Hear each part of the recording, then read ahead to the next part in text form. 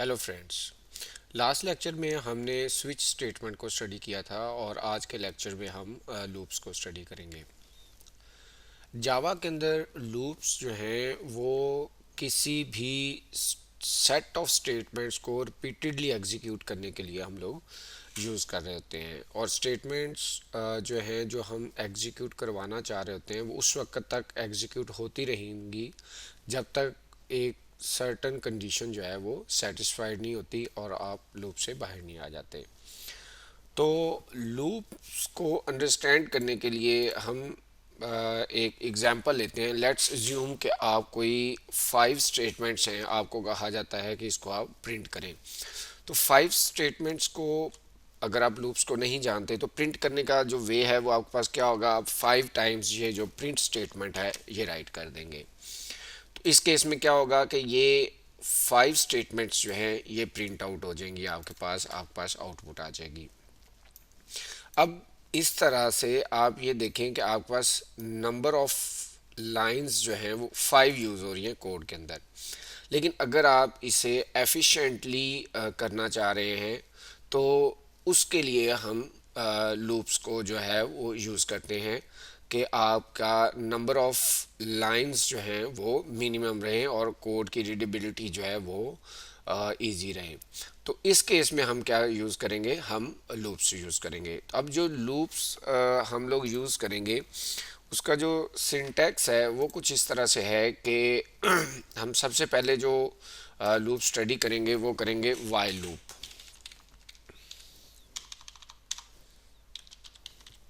Study करेंगे। अब while loop का जो सिंटैक्स है वो कुछ इस तरह से है कि आप सिर्फ एक स्टेटमेंट को रहने दें, ठीक है, और यहाँ पे आप लूप जो है वो राइट कर दें। तो ये स्टेटमेंट्स जो हैं ये आपके पास एग्जीक्यूट हो जाएंगी। अब वाइल लूप का जो सिंटैक्स है वो कुछ इस तरह से है, आप लिखते हैं वाइल और वाइल के बाद आप 2 ब्रेसेस लगा देते हैं। उसके बाद ये वाइल जो लूप है उसकी बॉडी है, इसके अंदर जो आप प्रिंट करवाना चाह रहे हैं, हम ये प्रिंट करवाना चाह रहे हैं तो आप इसको राइट कर दोगे, ये प्रिंट हो जाएगा।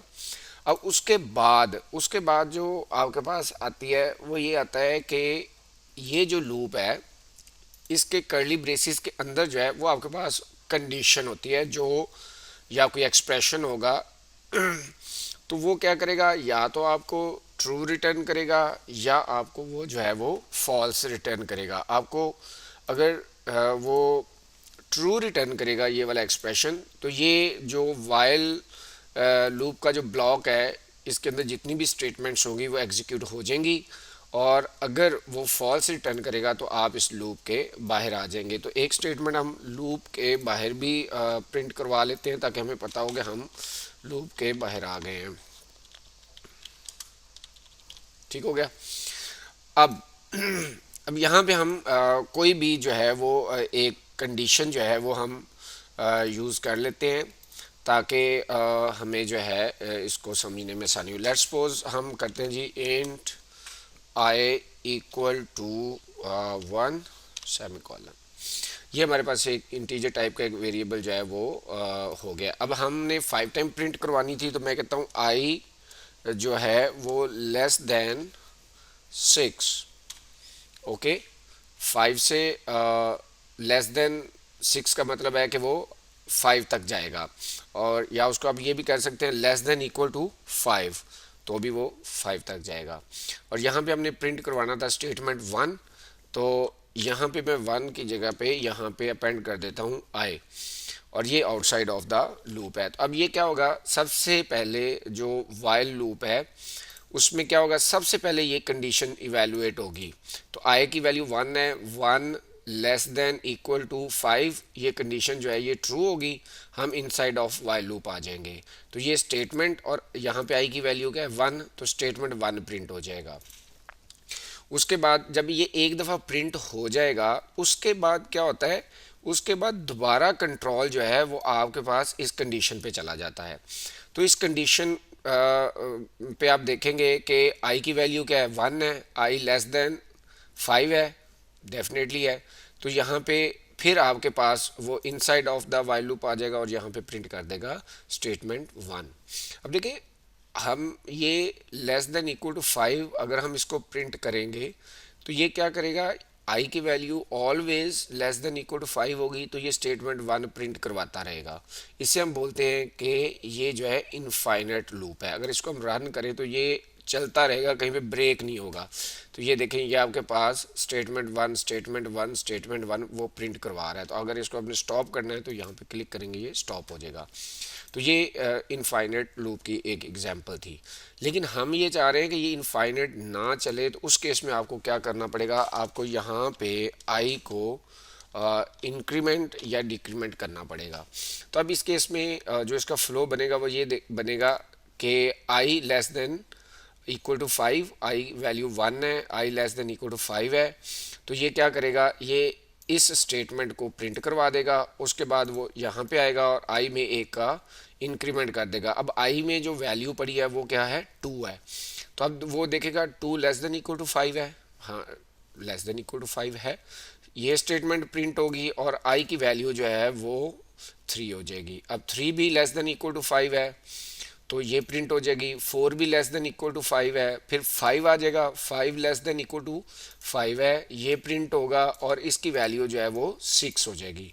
अब देखें यहाँ पे जब वो कंडीशन को दोबारा इवेलुएट करने जाएगा तो 6 लेस देन इक्वल टू 5, तो इस केस में क्या होगा, ये कंडीशन जो है हमारे पास हमें फॉल्स रिटर्न करेगी।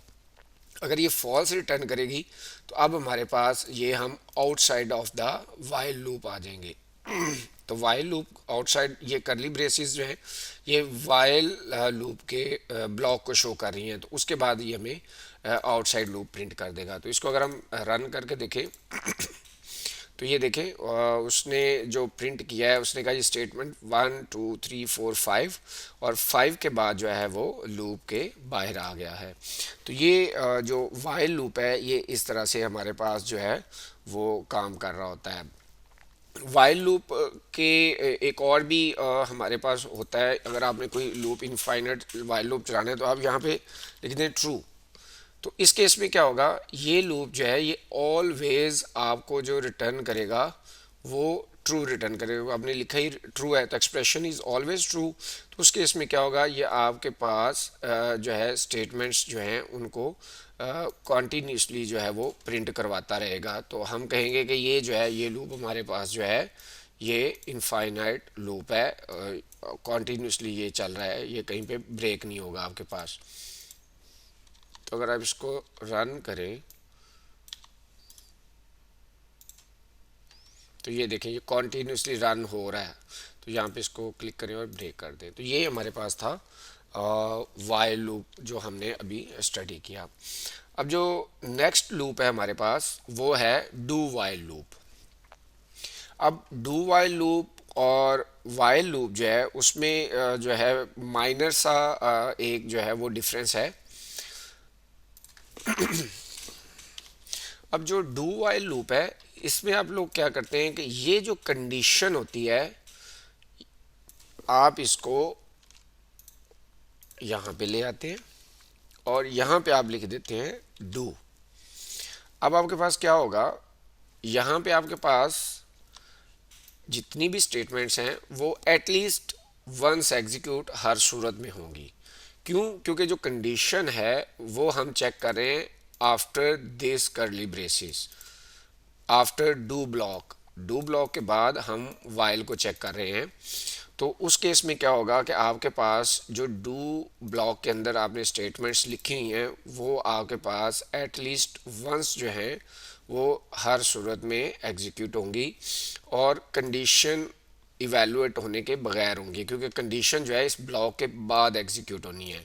लेकिन वाइल लूप में क्या हो रहा था, वाइल लूप में आपकी जो कंडीशन होती है वो पहले ही इवेलुएट होती है, उसके बाद आपके पास जो वाइल लूप का ब्लॉक है वो शुरू होता है। लेकिन डू में क्या हो रहा है, डू में पहले आपके पास जो है ब्लॉक एग्जीक्यूट होता है और उसके बाद आपके पास कंडीशन जो है वो चेक हो रही होती है। तो इसलिए हम कह सकते हैं कि डू वाइल लूप के अंदर एट लीस्ट वंस आपका कोड जो है हर सूरत में जो डू ब्लॉक के अंदर होगा वो एग्जीक्यूट होगा ही होगा। कंडीशन ट्रू है तब भी और अगर कंडीशन फॉल्स है तब भी, क्योंकि कंडीशन ने डू ब्लॉक के बाद जाके जो है ना चेक होना है। तो इसके लिए हम कहते हैं कि ये बेसिक डिफरेंस है डू और डू वाइल लूप के अंदर।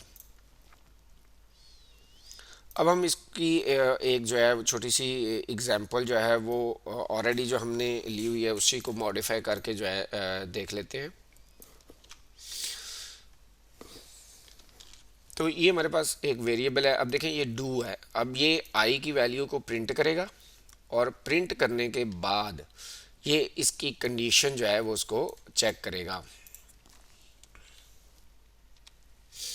ठीक हो गया। अब इसका जो बेसिक वो सिंटैक्स है वो इस तरह से है, डू, उसके बाद आप सिस्टम प्रिंट एलन कर रहे हैं, जो भी आप अपनी लॉजिक जो है वो लगाना चाह रहे हैं।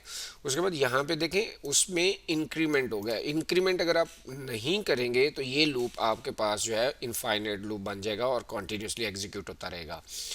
तो उसके बाद क्या हो रहा है, उसके बाद आपके पास जो है उसकी कंडीशन चेक हो रही है। अब फर्स्ट टाइम जब आएगा तो आई की वैल्यू जो है वो वन है, वन प्रिंट होगा और उसके बाद क्या होगा उसमें एक का इंक्रीमेंट हो जाएगा। उसके बाद सेकंड टाइम क्या होगा, आपके पास आई की value less than equal to five, वो चेक करेगा कि आई की वैल्यू जो है वो क्या है। अगर तो वो value less than equal to five है तो दोबारा वो डू ब्लॉक के अंदर चला जाएगा।